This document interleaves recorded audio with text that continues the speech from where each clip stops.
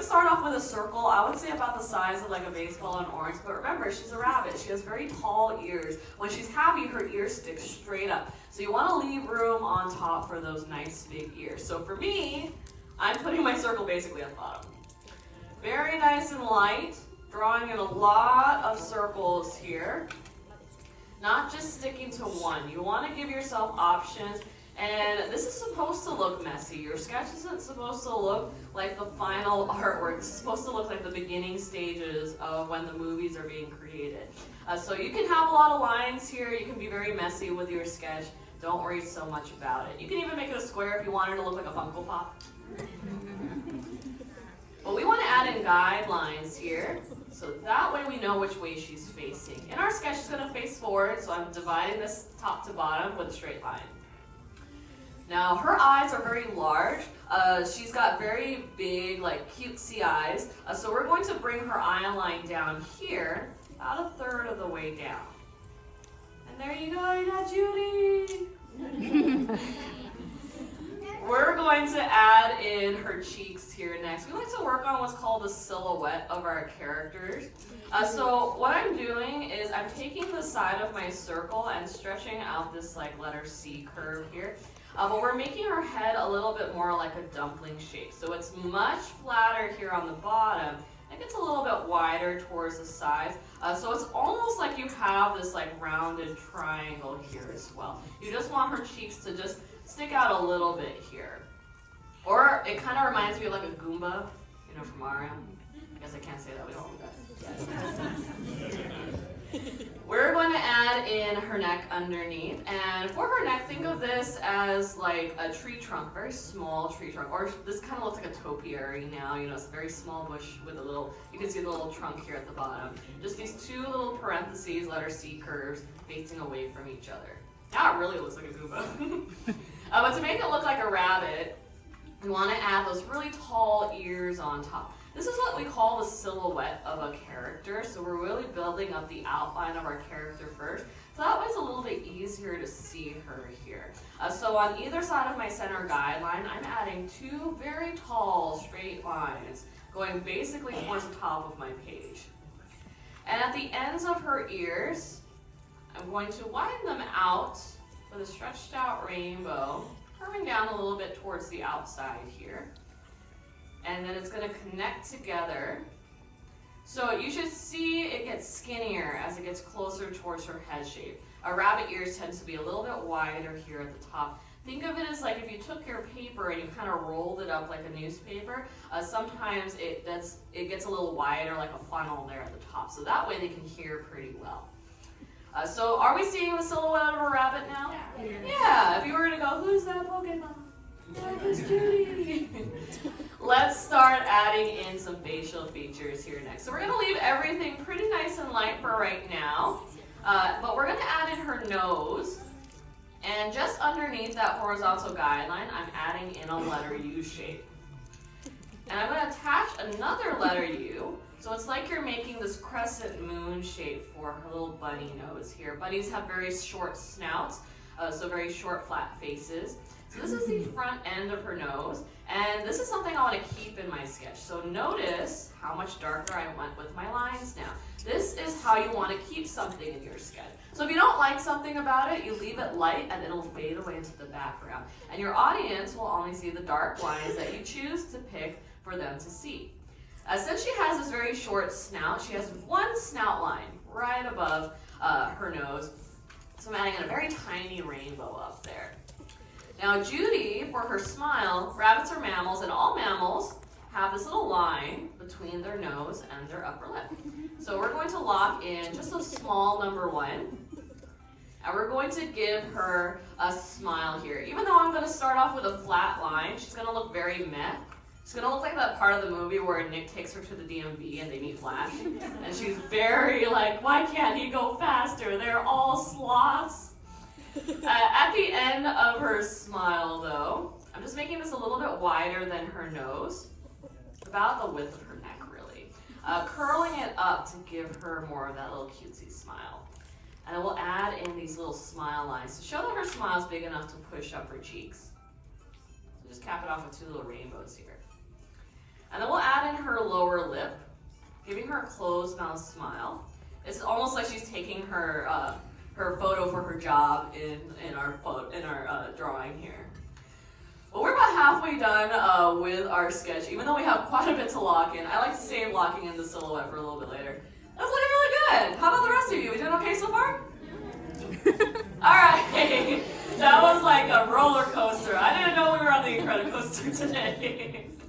Imagine inside Incredicoaster with this many seats. That'd be a ridiculous ride. But for Judy, we want to give her eyes here next, and she has what's called a princess eye. Which is these big almond-shaped eyes here. It gives her this very cute and unassuming look. Her eyes are very, very large here. So on either side of her nose, I'm going to place in these two little dots. There you go. Those are her eyes. Oh, she looks weird. We just don't want her eyes to touch her nose, so I'm giving it a little bit of distance here. And we're going to stretch up and over from that dot this really, really tall rainbow. I'm basically going to connect it out towards the sides where the sides of my circle are. This is why I keep the outside part of her head really nice and light. Just in case you want to make more room for her eyes. If you feel like they're too squished, you can always widen it out. Like I always draw this side a little too thin, so I'm going to bring this out a little bit more here for my sketch. And that's what rough sketching is. You're going to adjust things constantly here. Now, to bring the bottom part of her eye here down, I'm bringing down two parentheses. So you want to think of this as like a sideways teardrop shape. And then here at the bottom where that line is, it's just that flat line across. Now she does have what we call a lash line. So from the top corners, you see where it reaches the edge of her head here. Bring out these two straight lines. It's like you're giving her a very dramatic wing eyeliner. And then I'm going to take the open end of that line and connect it back to the top part of her eye. I know right now she looks like she's seen some things. Bear with it. That wasn't meant to be an animal joke, but there it is. So we're going to bring up and over that open part of the eye. And it's okay if they don't match. Mine never match. Anyone ever try to do eyeliner and you're like keep overcorrecting it until you look like Trixie Mattel? Yeah. But you want to fill in this space here to give her that thicker eyelash line. Now she has a princess eye. This is what a lot of Disney princesses, the shape of their eyes are basically like. And she's actually voiced by a Disney princess. Well, technically.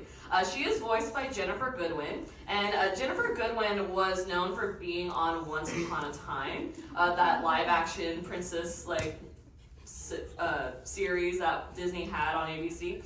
And Jennifer Goodwin actually met her husband on that show. His name is Josh Dallas. And I'm going to give her these nice big pupils. You want to make her pupils really nice and big, because if they're too small, she looks like she's on some night howlers. Speaking of night howlers, her husband actually plays a character in Zootopia. The part where the weasel steals what they thought were onions. Her husband plays the pig, who was the florist in Zootopia. Yeah. I'm going to make sure her eyes are really nice and dark, so you want to go ahead and shade them in all the way through. There's a lot of cameos in this film from a lot of other Disney movies. Well, the main one is Frozen, because that weasel that steals the onions, his name in the film is Duke Weaselton, which sounds like the Duke of Weselton from Frozen. And that's because his voice actor is the same guy. Yeah. His name is Alan Tudyk, which is like Disney's good luck charm. I'm giving her some eyebrows here, which are two rainbows over each eye. And she has what's called a character mask. So you want to bring down just two parentheses down to the inner corners of her eyes. Now we're going to go back and we're going to start locking in the outside of her head, and this is where you want to adjust anything. If her head is not wide enough or if it's a little lopsided, this is where you want to make those adjustments here. Like if her cheeks stick out too far or not far enough, that's where you want to pick those, make those decisions here. But Judy, she moved to Zootopia to get her dream job, which is what? Yeah, she wants to be a police officer. So we're going to be drawing in her police uniform here, and at least the collar of it. So here at the base of her neck, I'm going to stretch out a letter U shape, almost like she's in her training t-shirt. You can leave it like that if you want to.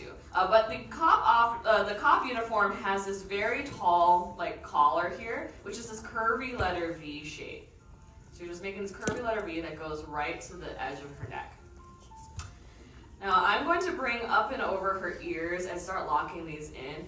And tell you a little bit more about Zootopia. Now Zootopia is one of the longest animated films runtime wise, because animated films tend to be constrained to about 90 minutes. That was the formula since the days of Snow White being the first film to be a 90-minute cartoon, which people thought was crazy, by the way. They didn't think people could sit for 90 minutes to watch a cartoon. They thought people's eyes would kind of melt out of their heads for it. But Zootopia runs about, I want to say, about almost 2 hours. It's pretty close to 2 hours long. And this film had so much story to tell that they went and created a short series called Zootopia Plus, where it shows you what the other characters during the film are doing on their little side quests almost. I always think of it as little side quests. And they have even more to tell, so we're getting a Zootopia 2. I added in these letter Y's on the insides of her ears. Those are the folds that she has to her ears. She also has this little black stripe here at the top, which gives her a much sportier look.